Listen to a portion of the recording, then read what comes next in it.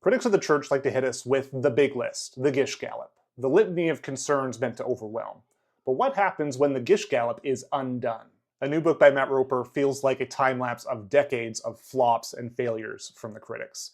Areas where they were convinced that the Book of Mormon was obviously wrong, but new evidence ended up proving it right. The result can feel like an avalanche in the Book of Mormon's favor. In just one chapter, Roper outlines 53 items related to the book's broader claims about peoples and culture, and just like with earlier chapters on animals and warfare, over 85% of those claims have since been confirmed. Some of those confirmations came early, like in the early 1940s when Mayan ruins were first documented and Western assumptions about indigenous civilization were shattered. And for a lot of the book's specific and bold claims about Old World Israelite practices, like building temples and performing sacrifices outside of Jerusalem, or pre-exilic synagogues, or even the very word Jew, the book was right and the critics were wrong.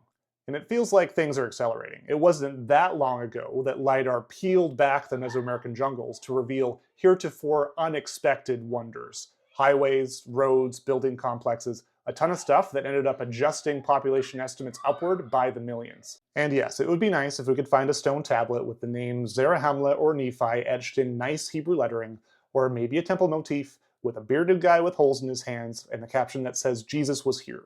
But if the critics have been wrong for so much, for so long, why should we take them seriously when they insist that every piece needs to be in place?